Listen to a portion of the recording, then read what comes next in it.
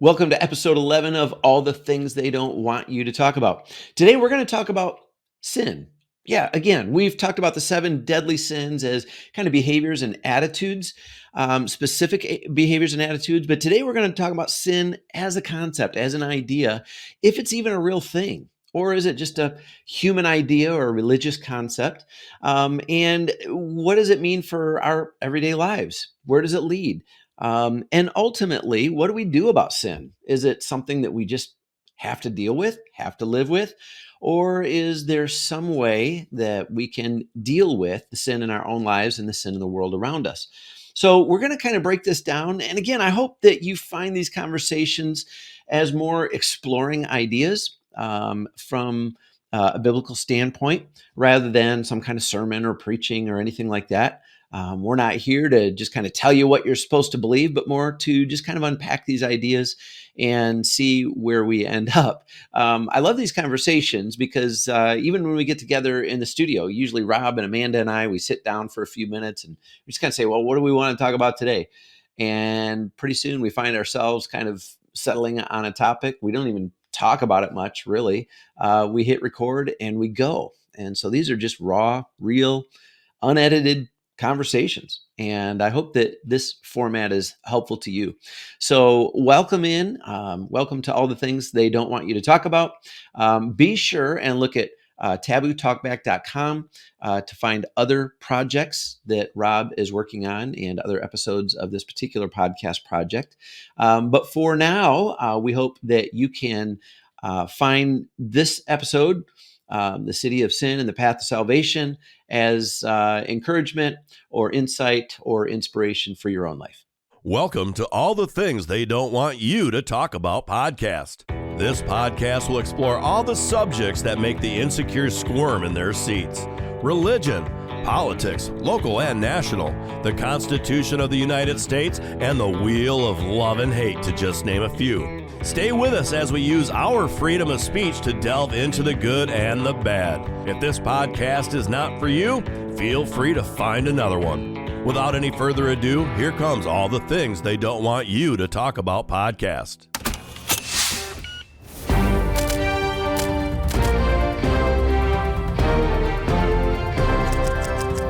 Good day and welcome to All the Things They Don't Want You to Talk About podcast. You can find out more about us at tabootalkback.com. Please like, share, tell everybody you know about the podcast so we can build it and let more people know about the wonderful things that we are talking about. But can they truly be wonderful things if they're all the things they don't want you to talk about? That's part of the question. Depends on who they are. Yes, the voice of Mylan Bittenbender. Good, and I'm even changing you probably from just religion contributor just to, I don't know yet. You're just a part of the podcast and especially our religion segment. So Amanda Jones is also here, producer of All the Things They Don't Want You to Talk About podcast. Hello. And good to see you today. So good to see you guys. Yeah. We before we started here, we almost kind of want to bring something full circle. And as we talked about these podcasts that we're doing, we kind of mentioned that's maybe we've gone down some rabbit holes and we've gone into some pretty deep discussion and ended up of talking about some things that weren't necessarily generally happy or what you could do about all the things we talked about. We're going to try to do that in this one, bring it around a full circle to salvation at the end and how that can come about. But before we do that, we want to talk about the sinful nature of man and kind of the basis of sin. And, where did it start? Where did it go? How did it snowball out of control to even talking about Sodom and Gomorrah in a town that or a city that manifested what we see as physical sin. So I don't know if is that a good enough introduction to where we want to start on this, Mylan? Yeah, I think that's pretty good. Okay. Yeah. So, all right. Well, let's talk about the sinful nature of man. Why is man sinful? Well, we did talk a couple weeks ago about the fall of man in the garden, and it really comes back. Here's the problem, Rob. Everybody has a different idea of, first of all, whether or not sin is even a thing, okay. Right? Mm-hmm. And then if it is, what is it, right? But if it isn't there, what do people say it is? Do they just call it or immorality, or I mean, Well, usually, there still has to be a word, even a secular word, because sin is kind of a religious word, is it not? sure. Well, I think everybody believes in evil to some degree. Oh, absolutely. Most of us would say that other people are evil. I'm not, but other people are, right? Right. And so we have a tendency to see the faults or the evil or the bad intentions in other people. We struggle to see it in ourselves. That's Correct. part of the brokenness, right? Our lens is broken, so we can't see it the same. But then we end up in this whole, well, yeah, but I'm not comfortable with the idea of sin, right? Right and wrong. Who says what's right and wrong? Who makes this sin or not sin or that? And that's where all the confusion really starts, is if we don't have a standard, if we don't have a beginning point of, quote unquote righteousness, well, then how can you have sin? Yeah. I mean, a standard has to be set. Yeah. Yeah. Yeah, we have that with just laws of the land. So people know. Yeah. Well, in our laws of our land, is most of these laws are based on religious context. Yeah. That's where it came from. It came from, our laws are based mostly on morality. Well, I really believe one of the things that the scriptures teach us is that there is a law written on our hearts. In other words, morality is kind of programmed into our operating system as a human being. And we know that there are certain things that are right and certain things that are wrong. And even people that would argue that there's not, you could just say, okay, so let's say somebody comes along and takes your stuff. And if you try to resist, they beat the crap out of you to get your stuff. Yeah. Would you say that what they did was wrong? Well, heck yeah. Well, we know that's wrong. Well, so there is some kind of standard. The problem is putting our finger on what is the standard and who's the standard bearer and who determines the standard and all of that. Well, in the secular world, that is our laws, and then our judicial and prosecutorial system. Yep. That's what helps, guide that line. But when they're not involved, who is? Well, in my opinion, I believe that God has written that on our hearts, and he's written it in the scriptures. I think that we have something very black and white that we can go to, and we can say, this is among many other things. Okay, it's not just a moral code, but it is a moral code. And we can either receive that or reject it, Well, and when you look at how evil some men and women or people can be, you have to say, wow. I mean, because there's some evil things that you like. That is just, mass shootings and also the things that are really in the spotlight now. But on the other end of that, I believe that most of the people in the United States of America are some of the most compassionate people anywhere, no matter what they believe. Even if let's say you're politics wise, you're a Democrat, they're still going to be very compassionate to people. Yeah. And that's kind of their whole base. And then when you look at the right side, the people that I know most people are very religious, and or not very religious, but that's part of who they are. And they're incredibly compassionate too. So I think as a whole, no matter what you believe ideologically, that we are very compassionate. And that's why you see so many people sending money, across overseas. You see them sending to groups all over from it, but that's separate from our government who does that. Their whole reasons are something different. But when people are pulling money out of their own pocketbooks and sending it to people and organizations overseas, that to me, that just shows one high level of compassion. Yeah. And I mean, we can find bad actors in any segment of society. We can find really good people in any segment of society. We can find people that are full of sin that still do wonderful things. And that's I think the problem, part of what makes it so confusing is we can point to individuals that have sin in one area of their lives or are living out sin in one area of their lives and say, yeah, but look on this side, they're doing this and this and this. And vice versa. You can find people that are very quote unquote righteous, maybe even religious.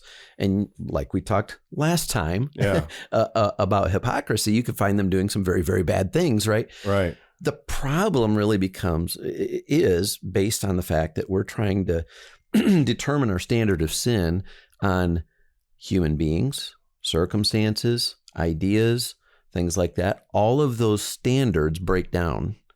And so when we place our understanding of what is sinful or what is righteous or what is good or what is bad on any of those levels, then it can only go so far before it falls apart. In either direction, goodness or badness, right? Mm-hmm. So the problem is the standard. The problem is the level where we look to find, a grounding point for what is right and what is wrong. And that grounding point seems to change as time absolutely. changes. Because when you look at, let's just go back to politics for a minute. One side's pushing more for things that it wasn't that way before 10 years. You can see it's a drastic change to how things are right now. But when that line changes and people's views change, what does that really do? Because when you talk biblically, the Bible hasn't changed and those views haven't changed, but yet people are moving further and further away from that. Yeah, I mean, you bring up a really, really important point in that even the laws of the land, even though we've talked about the fact that many of those are based on good moral concepts, right? They're continually changing, right? I mean, think of all the quote unquote moral issue laws. We'll talk about abortion in particular, right? Mm-hmm. How that's drastically changed. And honestly, it just keeps getting yanked all over the place, right? Yeah. Depending on who's in power or who seems to have the, their hand on the lever at any given time. And so even to think, well, whatever is quote unquote legal by the judicial system of our country, if you place your trust in that, you're going to find yourself confused, frustrated, happy with one decision and disappointed with another. It's not a standard. It's still a very, very much a moving target. Mm-hmm. Yeah. And it's hard to define where is that line? I mean, because it's not something that's tangible that you just see a line on the floor. Mm-hmm. It's a line of belief. But does that lie within the individual, or does that lie within a community of people? Well, again, it goes back to this whole idea that I'm creating Mylan land, you're creating Rob land. Amanda, you're creating Amanda. It's Birdland, by the way. Birdland. Yes. I love that. That's great. Thanks for inviting me into Birdland. Right. I get to be a part of your little kingdom here. That's right. But when we have that mindset that really my life, it revolves around me and what I think and what I believe and what I want, and I make the decisions and all of that, then you're going to have tremendous conflict because, I'm living life right alongside of somebody who has a totally different set of values and beliefs. Yeah. Mm-hmm. And so, you say, where does that standard lie? As a believer, as a follower of Christ, I've investigated the claims of Christ and Christianity, and I've personally decided that that's where my standard is going to rest. Now, once I make that kind of commitment, I can't just, flow with every, societal, cultural shift. Right. That's my standard. And I've put my hope in that. I've put my trust in that. And that's my go-to. Okay. Amanda, everybody gets to decide for themselves. Yeah. But No, ultimately, like that's kind of where I'm in this weird transition phase, I guess, because I've came to that conclusion of stepping back from society and society standards. Yes, I have to follow the law of the lands and all these things, but it's more of I'm not letting things bother me as badly as I have in the past, where I'm stepping back far enough where I can see everybody else fighting. And I just want to live my life. Yeah. And I want to be peaceful. And I would rather change people's minds through my actions and my words than just ranting.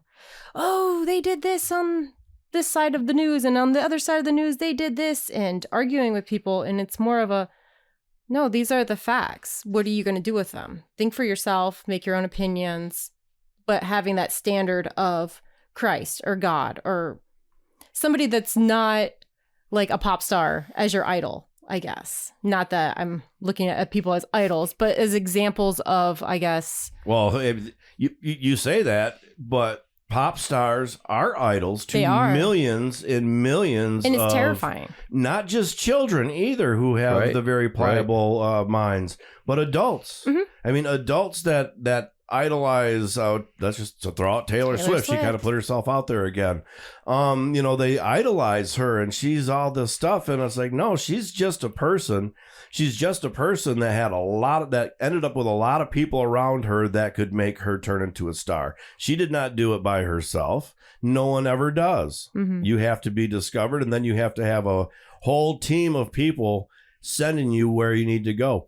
Taylor Swift, I want to say she's a great writer, but she has a lot of people writing with her. There's a lot. I mean, those ideas, you don't come up with your own ideas just because you lived in a vacuum all your life without people. What you write about is what you know, and what you usually know is your experiences with people. Mm-hmm. Well, and those idols can come out of anywhere. I mean, some people, their propensity would be to idolize a business person who's extremely successful, or a politician who seems to say all the right things. And when we put our eyes on other people and say, oh, that's a standard, right? There is a standard, and I could put my faith in that. It's interesting because you see throughout history, all of these people, they've had their ups and their downs. Again, you put your faith in someone or something, and it tends to break down. And you find, when I was this old, this was my idol and that was my standard. Yeah. And then 10 years later, this was my idol and that was my standard. And honestly, I mean, I got tired of the rat race. I got tired of the up and down and all around. And it's like, give me one standard. And I think that's where it's like, growing up in the church, I had that standard, and then falling away from it, it was kind of like, oh, well, look at this person and they have these ideas, and then they have their ideas. But then it always kind of would go back to, well, what are the facts and how do you manage it? And it just, maybe it's because that's the way I was raised, but just reverting back to those beliefs and that mindset, it's brought me a lot more peace. Yeah. It's kind of, I mean, that when you talk about the church that way, it's almost kind of like the military for some people who they're very troubled. They go into the military and they find a sense of self. They find that responsibility, that not everything's about them. It's about the people with them. And that's churches. I mean, it's kind of hard to equate the two together, but really is kind of, it provides a structure for you to follow. And then, I mean, for me, the same kind of thing. I was a big part of the church until I was 18 years old, kind of fell away from it, but it provided that structure, and the same structure where Amanda, I'm sure, would tell you that certain parts of her military, I mean, she still keeps her clocks at military time, where certain parts of that life drive who she is today, and provide that structure and her framework for who she is moving forward. Sorry, I'm not trying to speak for you. It's one of those things too, because it's like, took me a long time to use that as part of my identity per se, of I'm a veteran, but it's something I've always kept really close to me. Yeah. Like, it's very important to me. And I don't want to equate it to people who go off to colleges and they're like, yes, I'm a Yale graduate, or I'm this. But us military people, I can kind of say that we do kind of have that, where it's like, oh, you're in the military. It didn't matter what branch. Even if you're in the Coast Guard or the Navy, we all would embrace each other like, hey, what's up? And, we have our own little jokes that we would joke with each other. But I don't know. Like, it's a community that I'm very happy I'm a part of. And I'll find myself even part of that saying, as I'm talking about baseball or something, I'll say, as an athlete, this and this and this. Well, I haven't been an athlete for 30 years. So, well, I mean, I played softball. It's a good confession there, Rob. 40 years old, but I say, as an athlete, I'm certainly not an athlete. I'm not. I try to, stay busy and physical with working outside and all that stuff. And I'm not trying to run and lift weights and all that. But it's the same kind of thing. Once you're one thing and you're that way for so long, you're kind of always that for the rest of your life. Well, we're pointing back to healthy structures, right? Frameworks that we can kind of build a belief system and a value system around. Right. That's one of the beautiful things that the military does do for a lot of people, is it creates this healthy structure. Especially if they've come out of a kind of a chaotic environment. Jesus used this really powerful example, and he talked about a wise and a foolish builder, right? A foolish builder who built his house on the sand. Right. Anybody who knows anything about construction knows that if you try to put a structure on a foundation that's not solid, it's not going to last long. It's going to fall apart. It's going to wash away, because the storms of life do come. But the wise builder builds a foundation or digs down deep and puts the foundation of the house on a solid rock. Yeah. And I loved that story back when I was a kid. That was one of the best ones. Yeah. And he's specifically referring to truth. He's saying you've got to build your life on truth. Mhm. Again, what has in culture become a very, very slippery slope. Well, what is truth? Who has the truth? Yeah. And what truth are we supposed to believe? Yeah. And so we do need to determine, Well, and defining that truth and figuring it out still should come down to your foundation. Yeah. And that's to me why it's really important to build these foundations for people as young as possible. Yeah. And I've seen in church where it feels, I don't want to use brainwashing, but there is a sense of it. Of indoctrination. Yes. I mean, absolutely. And I can't find a positive word for that. Well, I spent a lot of my 30s being told and grilled into me that I was indoctrinated. You were indoctrinated. That's why you think that way. You're not thinking correctly. You were indoctrinated. And they'll throw all these things at you. They'll use the scriptures that you believe in against you, and they make you confused. And next thing you know, you're a part of the world again. Well, why?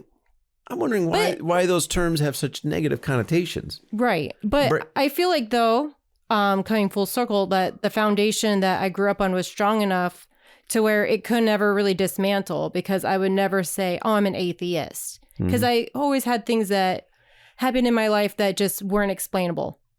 I had a very deep belief in God. So it was hard for me to say, well, there's nothing there. Right. But in, science world, I can't prove it or don't know. But I felt that I always had that foundation with me still. Like I would call it the universe or something. There's something higher than me. And I recognize that. And I know that whatever that is, it's my friend. Even when I walked away from religion, I still always felt he was there. Whatever that was there. And coming back, that foundation's still there. It was never rocked. It was never destroyed. Yeah. And foundations often need some fixing, repair work. They need to be adjusted. The foundation itself, in the example Jesus gives, he says the wise builder dug down deep and laid the foundation on the rock. The rock is the truth. That doesn't change. That is what it is. And there is a truth to the universe, right? But then the foundation that we build, sometimes we look and it needs some adjustment, some fixing, some things like that. What analogy would you put to the cracks in the foundation? Because every foundation gets one. The fact that every one of us is insufficient to get it right. None of us are perfect. None of us have it all figured out. We build a foundation. What we build the foundation on is huge. If we build the foundation on the sand, when the storms of life come, it's going to get washed away. Or when, this idol falls apart and, we've washed away. So now we got to build our foundation on another idol or whatever. But, at the same time, none of us are perfect. And so all of us will have to go and repair the foundation at different times. The most important part, though, is what is your foundation built on? Is it dug down deep? Is it anchored to a rock? Yeah. Yeah. That's pretty deep right there. Yeah. I like it. In several ways. Yeah. No, it's very true. I mean, you look at houses, like the tornado country houses, like everyone's like, oh, the trailer park, there it goes. And earthquake houses. Yeah. There's lots of different foundations in the way your house is built. But once your house is, I was listening to a podcast of Jordan Peterson this morning, but he was talking about once your house is in order, everything will fall into place. Yeah. And if you're having those anxieties, all these things, is your house in order? Yeah. And you can't ask for God to give you more things if you can't handle what he's already given you. And so I'm always it's my test to myself to become a little more out there and stronger. It's like, okay, well, I did it. I get it. I can do it again. But I feel the more I get my house in order, per se, everything's just kind of falling in place. Because it's not your physical house. It's your body. It's who you are. It all reflects each other. That they're talking about with getting your house in order. Yeah. Yeah. Your life. Life is very complex, and I think we try to oversimplify it. and we get sucked in by all of these surface things. You mentioned, somebody like Taylor Swift, and I mean, go back 3 years and it was somebody else, and 3 years before that it was somebody else, and as long as we keep our eyes focused on the creation, Romans 1 talks about this. Paul says, we've set our eyes, we worship the creation rather than the creator. And the creation is always changing. It's always revolving. It's always, and all of those things rise and fall. Our own lives will rise and fall. Jesus is challenging us to anchor our foundation on something that's much deeper than anything in this creation. Yeah. Now, one thing I saw something the other day, and it kind of made me think a little bit. The guy was on the video was talking about all the different religions, and in every major religion, there is the common theme of the return of God, of him coming back.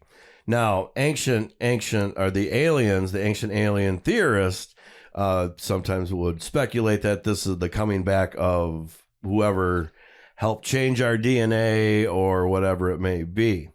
Now, sometimes when you look at it, you could look at it and say, which one is more far-fetched?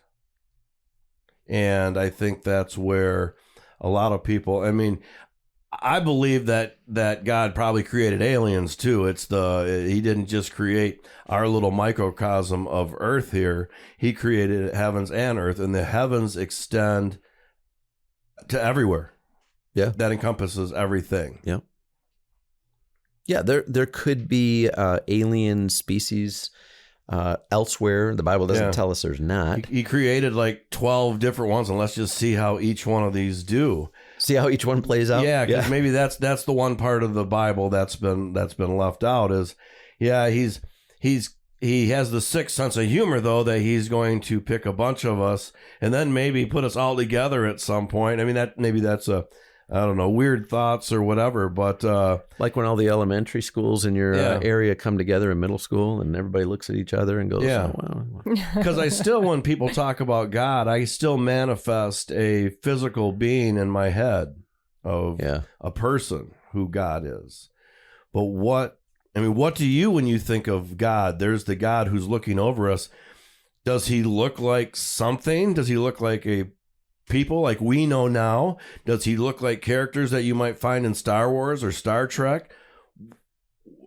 When you look further into even kind of away from the Bible and deeper into it, there's certainly more out there. I don't know if, some of those, the scriptures they talked about that were lost, if they ever dealt with any of those things or not. But it still seems, even though there's this great, huge Bible that has, I don't know how many words are in it, but it's a big read. It's only just a little piece, I think, of what is out there. Yeah. Well, in your question too, what does God look like? The Bible does tell us that God is spirit. So God. But what is spirit? In some places, they depict it as a dove. Yeah. Because we're finite beings, we're going to have a physical representation for everything. As a matter of fact, I think part of the difficulty of us comprehending who God is and just how, I don't want to say massive because it's not about size, but how far beyond our comprehension he is. Part of our struggle with that, even understanding the eternal nature of God, is the fact that we have always known a beginning and an end to everything around us, right? Everything in this room had a beginning, right? Yes. I had a beginning, you had a beginning, we all had a beginning. God didn't. By the same token, everything in this room has a physical manifestation, right? Even though I am a spiritual being, I'm a soul, I have a body, there's a physical manifestation. Now, the physical manifestation of God is Jesus Christ, the person of Jesus Christ. God placed his spirit in the body, created a body, Jesus Christ, and walked among us. Yeah. God literally walked among us in the body of Jesus Christ, in the person of Jesus Christ. So, but as far as, God the Father, the being that, as we said in the first episode, created the heavens and the earth, I don't think he is a physical being in that sense. Okay. But I think probably human nature is to attach a human characteristics to him. We kind of have to. We kind of there's something in us that is, limited in our ability to wrap our minds around something if we can't Yeah. connect it to something physical. Yeah. And then you have to wonder about those that were visionaries in sci-fi, like a George Lucas and Sure. a Gene Roddenberry. How do you come up with these things in your brain without actually ever seeing anything like it? To me, it's just crazy that the imagination can get us there, unless there have actually been people who have gone there and seen these things and they're still, working off these residual memories. All right. Who's to know? A lot of people say they've been abducted by aliens, and Back to the topic about aliens. Have you explored the idea that aliens are demonic creatures? I certainly believe that they're different ones, and that some are probably trying to champion the cause of life. Mm-hmm. And I certainly believe there are ones out there that are here to conquer, to take your resources, to kill, enslave, Mm-hmm. and I even believe now, and people say, "What a kook," that they walk among us. Yeah, angels and demons, Yes. right? These are created beings. They're lower than God, but they're spiritual in nature. And as we read the scriptures, you could replace any time it talks about an angel or a demon with an alien, Mhm. right? And it almost sounds like you're talking about the same thing, right? Yeah. There are quote unquote creatures, I don't know if there's a better word to use, that have appeared among men, like you said, maybe even walk among us.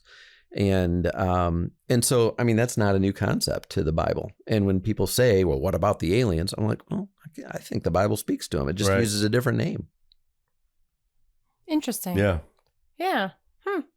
I'll have to think of it that way. Well, it goes back to the same thing where our Smithsonian denies giants, Mm-hmm. yet we find skeletal remains of people that are 2-3 times the size of us. Mm-hmm. But they deny it, and I think they deny it because there's almost like a division between church and state. There want to be a division between science and the Bible. Yeah, And because it says it's in the Bible, Yeah. science has to say that's not true at all. they're afraid of being labeled kooks. And Yeah. at the end of the day, that is the mindset, is that anything supernatural, which means above and beyond the natural, what again we can wrap our minds around because we can touch it, smell it, see it, whatever, Yeah. is just out of bounds. It's off limits. But here's an interesting concept. When we read the Bible, there's different words for God. Elohim is the one that we read first, and Elohim is not necessarily the creator God of the Bible. It's the realm of the gods. So a lot of times when it's speaking of Elohim, it's referring to beings that are supernatural, that they're spiritual in nature. Yahweh is the proper name given Mm-hmm. for the God of the Bible, the creator of the universe, the one who called Abraham and who, began the nation of Israel, which led to the birth of Christ, and the God that we would look to as the Bible says, the Lord of Lords. In other words, the God above all of the gods, Right. the realm of the gods. And this isn't like the Greek gods. This is a different kind of concept. So not to be confused with that. Yeah. Mm-hmm. But they still had that same structure, And they might have gotten their hierarchy thing where they had Thor and Right. Loki, and I'm just one off the Marvel movies. But what? All right, tell me what was Dad's name? I'm forgetting his name right now. Odin? Are you talking Odin. about Thank like you. Yes, that or Odin. Zeus? Odin and Zeus. Well, Odin was Zeus, right? Or was Odin evil? All right, don't know. whatever. I don't. All right, you're killing me. She says she's watched them all, and I've seen them all, but Well, I they can't don't have think. Zeus, or do they? I guess they do have Zeus. Okay, moving forward. Yeah, so we might just forget about that. I might have to go back. I forgot and about that movie. remove that from the whole podcast, so we both don't look like idiots. I wasn't prepared. Hey, this is we're all being transparent here, right? Yeah, but we're there idiots, is just having a conversation. In that Greek philosophy, there is also the top god. Yeah, and that may very well be even based on their own perception of what was happening in the spiritual realm. Sure. Sure. So, every generation kind of has its different ideas of how all of that works, but it is present in almost every culture around the world. That there is a, quote unquote sphere of the gods, things that we can't understand, that we can't wrap our minds around, and experiences that we have that are beyond us. Right now, hot topic is aliens. Yeah. Well, it certainly is one of those ones where you can talk about it forever. But so how, when you talk about these aliens or whatever it is, how do they equate towards sin? Well, again, if there are angels and demons, we believe that angels are the ones who've stayed loyal to God, recognizing him as the creator, as the one who receives, who deserves all the glory, the recognition, as the God of gods. And when we read the scriptures, we find that at some point in history, and we don't, it's not clear when that was, but that Satan, Lucifer, was an angel that had tremendous influence over many of the angelic beings, with pride in his heart. This is where that sin of pride comes in. Wanted to elevate himself above God, wanted to receive worship for his own glory, and led angels, a segment of angels, approximately a third, in this kind of rebellious act against God. It doesn't say that there was a much of a battle, Right. but that God struck that resistance down in a heartbeat. And so those angels that were condemned for their actions of being a part of that rebellion are the demons. Yeah. Now they've been kicked out of heaven, and it appears that in the darkness of their rebellion, their desire is to do everything they can to hurt or disrupt God's creation and create problems for God. And of course, us human beings are easy pickings. Yeah. Now, when we talk about good and evil and sin, you can go back and look throughout our lives. Amanda's just a little bit younger than us, but go back and you can look when and spot, which you couldn't spot then, what may have been those evil influences on you. Where I don't know, I would say, my last 4 or 5 years, I feel as though those the evil influences on me are less and less. I feel like I haven't run across it anymore, and almost feel like maybe I finally made a decision to do as good as I can, to be the best that I can, and I'm not being, I guess, singled out. They're not coming after me anymore, or I'm not seeing them. I wonder if that's a kind of a cause, if that happens in life just kind of naturally as you become who you are. But you do see people that have had tough lives and have had made bad decisions all their life, and they just keep getting worse. I mean, right to the day that they die at 70 years old, they're still doing evil things. I don't. How do you stay on that path, and if you are on that path, how do you get off of that path? I guess that's maybe trying to look towards this word salvation we mentioned earlier. Yeah, man, that question right there, you just kind of opened up It took me forever to get to it, and I didn't even know if I was going to, but I think I eventually did. So here's a couple things that come to my mind when I think of that. First of all, I think I find that my own life is a series of mountaintops and valleys. When I'm on the mountaintop, I've grown, as a 54-year-old man, to realize that another valley will be coming, and I got to be prepared for that. Right. If I ever think that I'm on the mountaintop and I'm here to stay, I'm just setting myself up for a dismal failure. Yeah. The other thing I think is important for us to realize is that wisdom does come with age. We see how those things play out, and over time we go, dang, as much as I thought that was a great idea, it just didn't pan out. Yeah. This is one of the really, really important reasons why I think one of the most foolish things that we're doing right now is treating kids like they're adults. Man, if I had the freedom to make the decisions that kids are making today, about morals and about all of those kinds of things. For whatever reason, our culture thinks that we're supposed to treat them like they're adults and like they Yes. no, they don't have a clue. I didn't have a clue when I Right. was that age. And yet we think if a kid feels something, well, that's who they are. Boom, we just join them Right. in their foolishness Yep. and we celebrate them on to absolute dismal failure. Too many times. Yeah. I will say, though, that sometimes you do have to treat them like adults. And so they find out what's going to happen to you when you do this crap when you're an adult. Sure. And it's wise for us to understand which things Yeah. we can just let them run with. Not and the which adult thing that things- you can just do whatever you want because you're an adult now. But here's what happens. If you were an adult and you went and you hit this person, well, you're going to spend you're arrested this week in your room and you're not coming out, which is going to be kind of like without all your stuff in your room, like it would be in a Right. jail cell for a week. I know with my kids, my 14-year-old, there's a phone there, but it's not been happened yet. It didn't give it to her yet because she's not responsible enough. Mhm. But it's there. And I remind her, well, you need to show you're mature enough for this. And it's hard Sure. for her because, 9-year-old cousins have phones. Even the littlest ones, they have phones. But for my kids, I'm like, you need to show a lot of responsibility.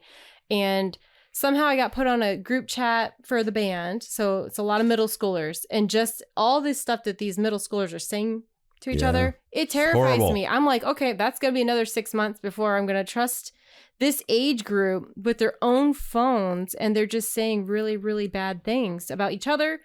Or then you hear the stories of kids sending other kids pictures. And then I've had to have those adult conversations with my teenagers to Mhm. say, you can't do these things. And in an adult world, you would go to jail. You could get put on a list. You're not going to be just protected because of who your parents are or whatever. Because at a certain stage in your life, you're going to be held accountable. And so everyone needs to have those conversations with their kids so they don't get put in those situations.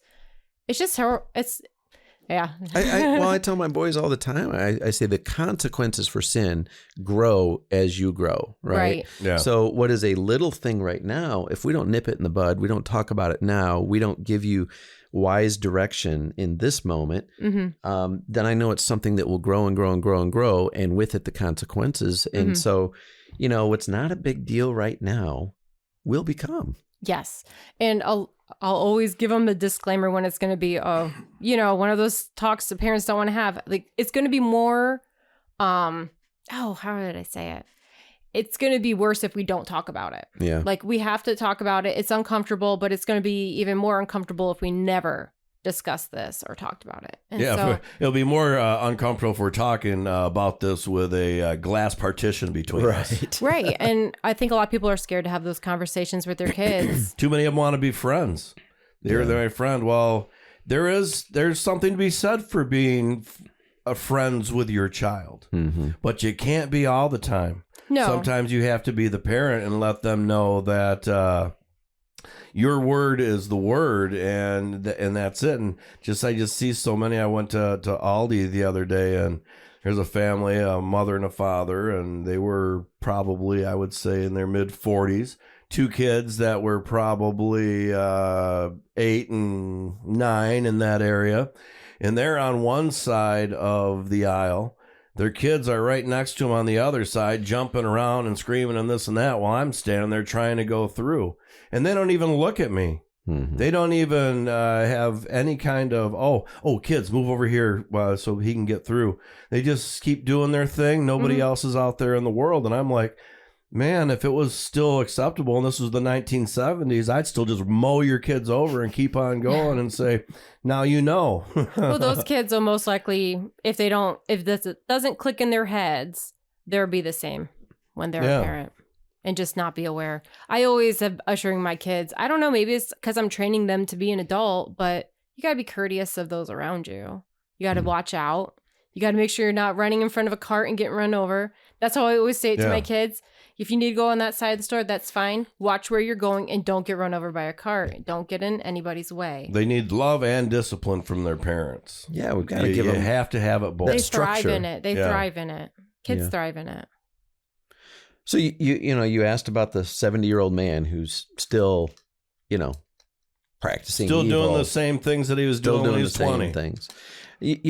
We all have a different propensity for humility, and I think at the end of the day, humility is the key. We've got to be, as Jesus said, poor in spirit in the Sermon on the Mount. Blessed are the poor in spirit.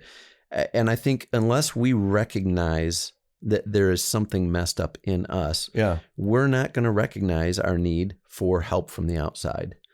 And I believe that that's what God wants to do. That's what God brought through Jesus Christ. I'm doing this halftime podcast, and one of the things that I keep seeing in people that go through midlife is if we don't learn humility through the struggles and the challenges that we face in midlife, we're doomed to have to repeat that test again and again and again. And yeah, it blows my mind. Some people who are still having to go through the same tests at 60, over 70 and years over old. again, Yeah. it's the same thing. And it's like, when do you take that time to say, I'm going to just not do that anymore? Yeah.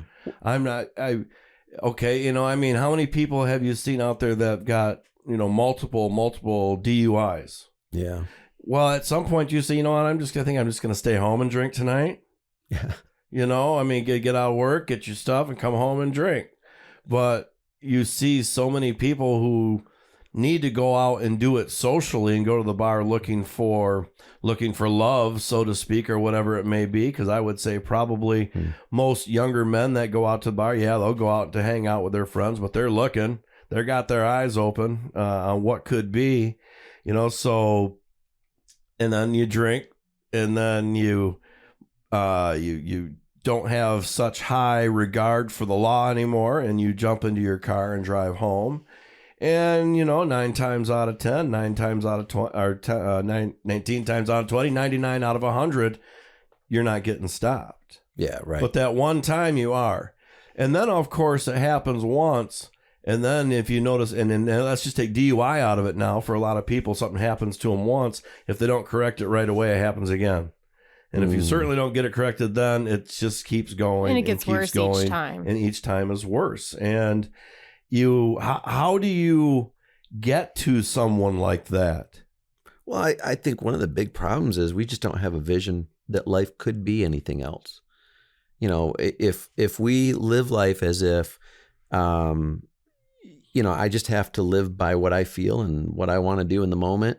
And there are so many people that they just don't have a higher view of what life could be. Right. And that's all they've ever known. Yeah. That's all their parents have ever taught them. That's all they've ever experienced. I live life. I do what I feel like. And sometimes it comes back to bite me, and there's no way around it. So we just keep doing what we're doing. Yeah. And, but I think the hope that Christ gives is that we can live a better life, right? That we do have power over our choices and even over our appetites and our desires and all of those things. And that we can experience a life that doesn't have to be rocked as much by sin, right? Yeah. Now, that even as followers of Christ, we never become perfect. We never get it all Right. figured out. But I do believe my life is much more sane. Than it With was the at 20 and structure. 30. I mean, I say probably most of our population on Earth does grow and does learn from their mistakes. And of course, those that are career criminals all their life, those really are small numbers. Yeah. But when you see so much of it, now you see the crime and the murders in Chicago. I was talking to a buddy the other day, and he's like, back in the day, I mean, we're talking back in the day 5 years ago, I didn't worry when we went to go see a Cubs game. We just were happy-go-lucky. We park, we do this and that, and we go to the game, and here we are. And he says, now... He says, once you get to where you're going in your park, he says, man, I'm looking over my shoulder all the way into the park the whole time. I'm looking because I've got my kids or girlfriend or whatever it might be with me. I'm watching out because before we didn't even have to look out and really care. You still did have to. You just didn't feel you had to. But now, he said, man, it's just you can't go to the best parts of Chicago without worrying about that someone might shoot you, knife you. They're gonna, and certainly, walking down Michigan Street, they're gonna walk up to you to try to sell you a shoe shine or do that. Which I got caught by one once, and he goes, yeah, we can do this, and I'll show you your shoe, and I'll shine it up for you. And he signs my shoe. He goes, man, that's nice. I said, And I said, all right, now I got one shiny shoe and one not. And I'm like, how much is the other? That's $20. Like, oh. So yeah, and yeah, he got me. But you see that, not necessarily that those people out there they weren't committing a sin. Sure. But at the same time, you can feel that, okay, I'm here right now on the main street, but if I stepped over right here in this little alley, there's probably a lot more chances something bad happened to me where someone may commit a sin against me. Well, society is made up of individuals, and as the individual goes, society goes. And that's what we're seeing happening, right? I think that's what you're referring to. It used to be we didn't have to worry about stuff. I mean, when we were kids, get on my bike and go anywhere I wanted to. My mom didn't even worry about me. She didn't care. She knew I was she'd tell you to come back at lunch, and then after lunch, kick you back out for the rest of the day, or come back when the sun goes down. Yeah. Yeah, now and you'll get the wooden spoon if you don't.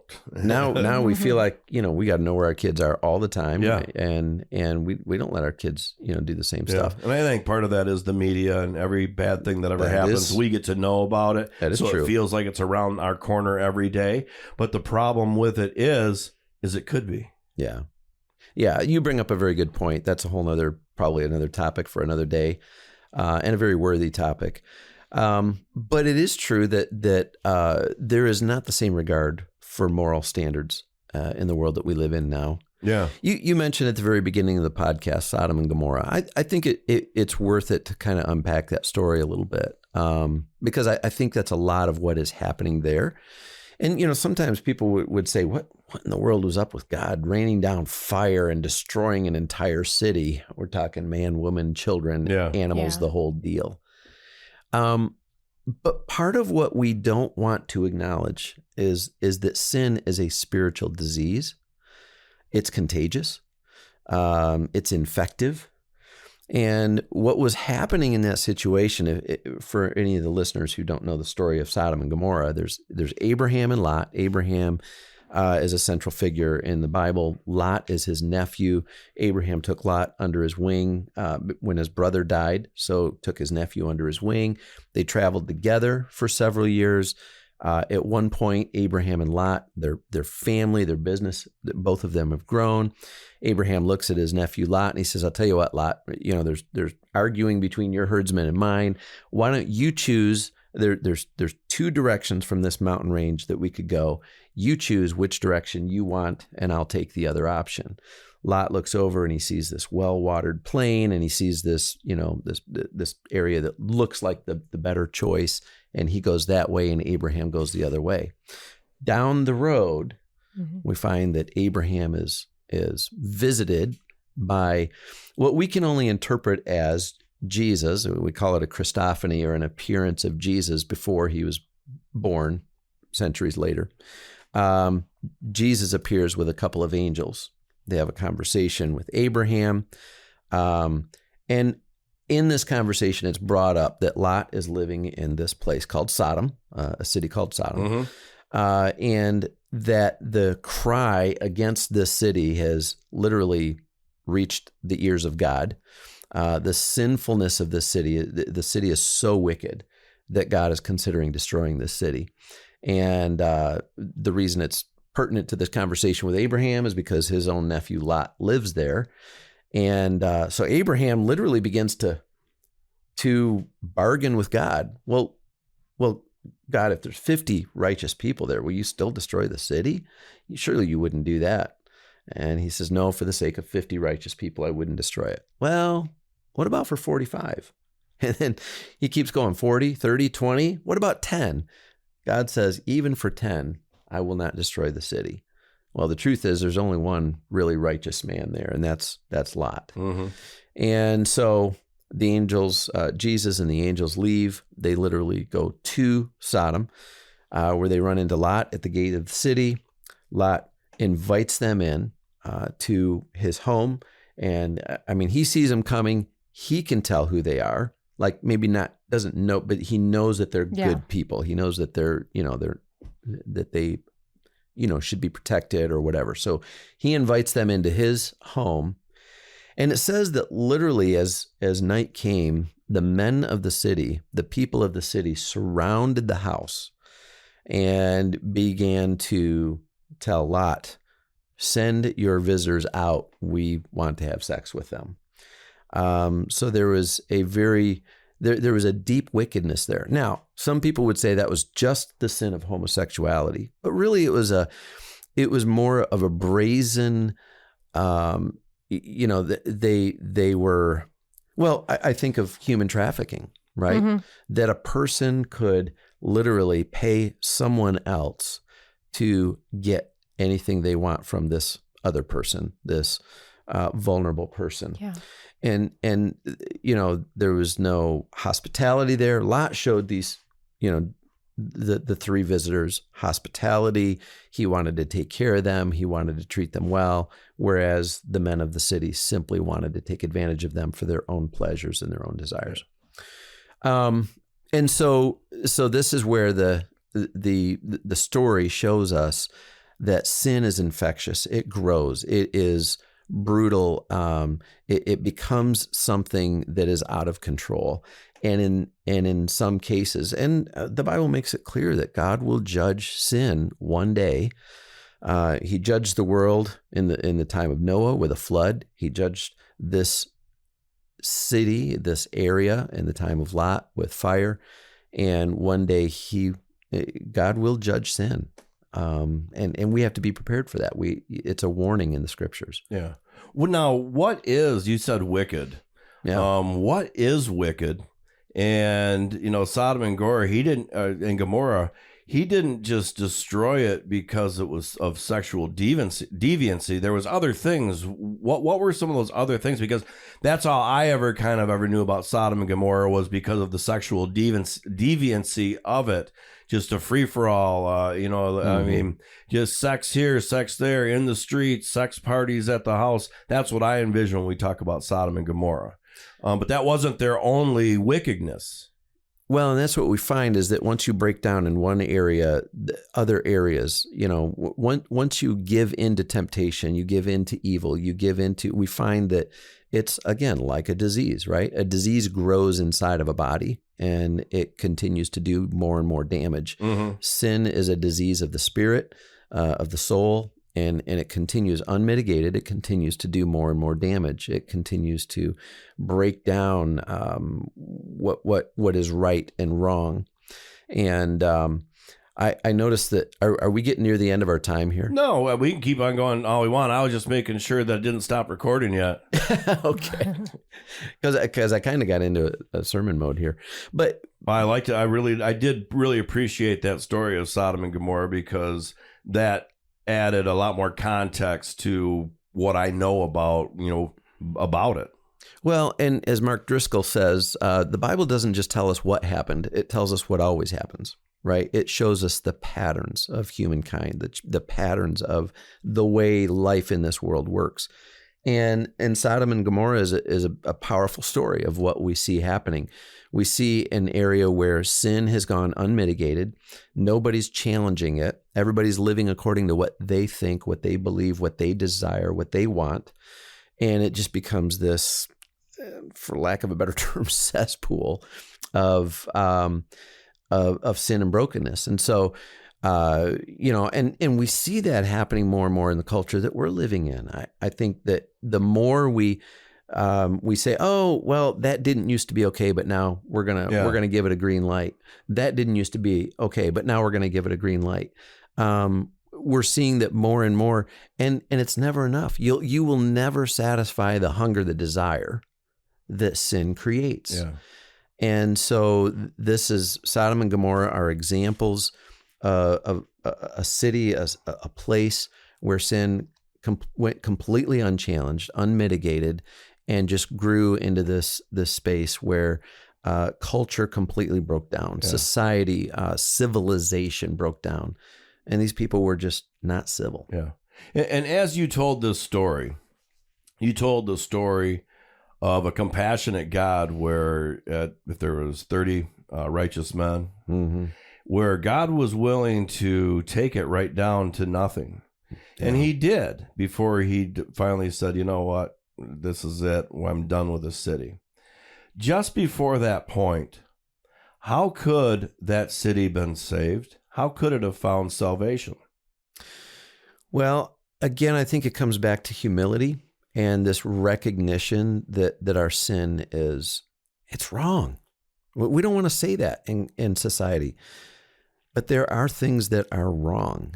And not only are they unhealthy and unhelpful, but they are immoral. They are wrong according to the standard that God has set. What's God's desire for his human creation? That we would be civilized, that we would be able to operate together the best that we can in the way that we're created. God understands our wiring, our emotional wiring, our mental wiring, our physical wiring. He understands all of that. I believe that the standards that God has set create a space where we can live the very best existence we can as human beings. Yeah.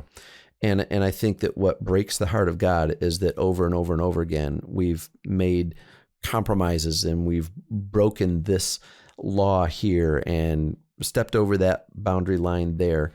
And it continues to result in breakdown of society.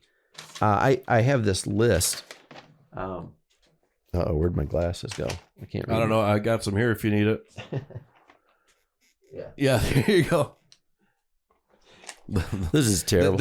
We're just a couple. We're just a few old people. Do you people. discuss this on halftime with Mylan Bittenbender as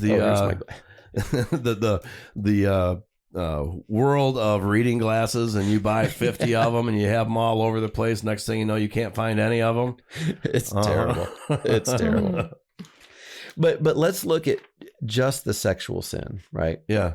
If we would trust what God says, believe what God says, live by God's standard, which is that each one of us were created as sexual beings for a relationship with our sexual expression under God's law or under God's way of doing things is one man with one woman under the covenant of marriage. Right. But if society would live by that, right? We wouldn't have out of wedlock childbirth. There would be no need for abortion. No sexual assault victims. Much stronger, more secure marriages, families, and homes. There'd be far less sexual abuse or assault trauma. I mean, how many people are living a lot of frustration, disappointment, struggle in their lives as a result of sexual abuse or assault in their past? A complete end to human trafficking, no sexually transmitted diseases. I mean, all of these things. But the problem is that we want to have our cake and eat it too. Yeah. We want to do things our own way, make our own rules, and not put anything off the table. And yet the consequences of our sexual sin are visited over and over and over and over again. And we just keep pointing the finger and saying, well, but it's their fault. No, it's their fault. No, it's their fault. And that's the thing. And here, remember the old simplest concept? As you did this, you point out, because you pointed over here, it's their fault, it's therefore their fault. And the concept that we always forget when we point at somebody is there's always three fingers pointing back at you. Right. And that if we start with ourselves, and everybody started with themselves, that would be the contagious part. And to me, that is where salvation starts. And I don't know if you had something else you wanted to say, but I wanted to kind of go into a last point here with salvation. Yeah. Now, let's say there's someone listening to this podcast who most people probably, if they're not religious or don't want it, they would have turned it off right away. Sure. But let's just say someone decided to listen all the time and he starts thinking, oh, sinner. He goes, that's kind of me. It sounds like me that they're describing. What would you say to him to start to find the path to salvation? It all starts with humility. And we want to blame our sinful, broken, messed up situation on somebody else. But we, like you said, we got the three fingers pointing back at us. We have to recognize that this is something that's inside of me. It's not outside of me. And humility recognizes that I don't have this figured out. And I may very well be, heck, I am the problem. Yeah. Right. When we can do that, the Bible outlines salvation like this. It begins with what we call confession. Confession is I'm wrong. God and his standard are right. And it's acknowledgement that I am broken and I need something different. I need a change, which leads to repentance. Repentance is the idea of turning around, saying the way that I was thinking, the direction that I was thinking, the direction I was going with my life is not the right direction. I need to change direction. I need to turn around. And when we do, if we're willing to trust that God sent his son, Jesus Christ, to show us the way and ultimately to become the way, that we could find forgiveness for our past, for the brokenness of our past, and wholeness for our future by putting our trust in Jesus Christ. That's the salvation that the Bible lays out. It's not in changing or fixing all of your behavior, although that is a side product and a very important side product because that leads to a better, purer life. But really, at the end of the day, I need the mess that I've made to be forgiven. And I need to know that, okay, the salvation or the answer was not found in me. It never will be found in me. The answer has to come from somewhere else. And God himself sent his son to be the answer for us. Very, very well said. Yes. Amanda, any last words for our audience today? Well, I did have a verse that I was looking at. Galatians 5. Pretty much that whole chapter kind of touched base on a lot of the stuff we talked about. But specifically, verse 17, for the flesh lusteth against the spirit, and the spirit against the flesh. Mm. And these are contrary the one to the other, so that ye cannot do the things that ye would. And then the next verse is, but if ye be led of the Spirit, ye are not under the law. And I don't know, this just kind of clicked in my head. Well, God wants to write his law on our hearts. And like I said, we do have a moral code written into our soul. The problem is in our sinfulness and brokenness, we can't live by it. We just keep screwing it up. That's why we keep going, why the heck did I do that? And how did I get into this mess? And what God wants to do is he wants to put his spirit within us, which partners with that part of us that wants to do right and knows what's right. And that gives us the power to literally change direction and live in a different way. Yeah. So, and that's going to be my next question to you as we kind of finish up here, is you talked about humility and you have to, but that starts within yourself. Yeah. Now from humility and someone that doesn't know, where do they go and what do they do to follow up on now they have that humility, realize they're a sinner and that they've made mistakes. What is the path forward from there? I mean, is it church? Is it finding friends that are part of a religious society or a Bible study group, or I mean, there's a million things that they can, or not a million, but the things that they can do. What are some of the things they can start? I mean, can someone reach out to the church? That's always a place, but reaching out to a church can be kind of a daunting thing. Yeah. I would think most people, if you're going to start and finally admit some things about yourself, you're going to want to at least go the next couple steps with someone that you trust, someone you can talk about those things, and then maybe expand from there. I don't know if I'm right on that. Yeah. I think you have to get the pride out of your heart before you're even ready to understand humility in a way, because it's it's just top level. Like, to have that kind of humility where you can just sit there and sit with everything you've done in your life and soul search in a way. Mm-hmm. The word that comes to mind is surrender, because the problem that we often find ourselves in is we tried and tried and tried in our own strength and kept screwing it up until we became humble enough to recognize that we were broken and we needed something from the outside. And I know so many people that have, quote unquote, said the prayer and made the decision to follow Jesus, only to take the whole thing back into their own hands and try to find the right church and try to change their behavior and try to change their thinking. And then they're right back to, I'm doing this. Whereas surrender is simply saying, getting to this place where you say, God, I don't even know what to do. Mm-hmm. And in prayer, just saying, God, help me, lead me, show me. And I really believe in the power of God, the voice of the Holy Spirit, that he can give us direction. Yeah. And sometimes that is church. Yeah, and it can be a great place. Sometimes but that is. You don't need the church to talk to God. Yeah. It starts in building that internal personal relationship. And if even you don't want to make it about God, you can find a way to start to be good. Mm-hmm. Yeah. All right. I think we'll leave it at that. Quite a nice little podcast here. Halftime with Mylon Bittenbender. How's that going? Oh, it's going fine. Had another fascinating conversation this last week with a man I deeply, deeply respect who went through a couple of professional crises, and just really learned about a lot about his own ego, and again, that word surrender. Being able to learning surrender. about yourself is a hard thing to do, but when you do it, and I'm not saying these words as I'm the model of evaluating my own sins, but I think I have a fairly good handle on it. But yeah, so sorry I interrupted you. No, that's fine. Who did you have on? His name is Chris Conrad. He's actually the leader of the Great Lakes region of the Wesleyan Church. Okay.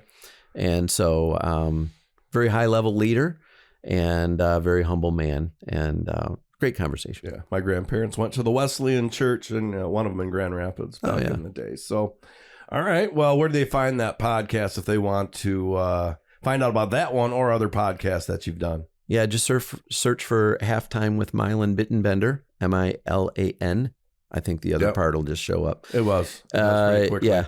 YouTube, Apple, Spotify, any of those locations where podcasts are often found. There aren't many Mylons in this world. Not a lot. I don't think for sure. So, all right. Well, I want to say thank you for listening. Of course, please like, share, tell everybody about this podcast. Go to tabootalkback.com. You can get some more information. And I think we're going to be having a couple conspiracy podcasts coming your way out there if you like conspiracy podcasts. So, all right. That's it for us. Amanda Jones, Mylon Bittenbender, and myself, Rob Bird. You have a wonderful whatever you're doing today, and a very blessed day. We'll see you next time on All the Things They Don't Want You to Talk About.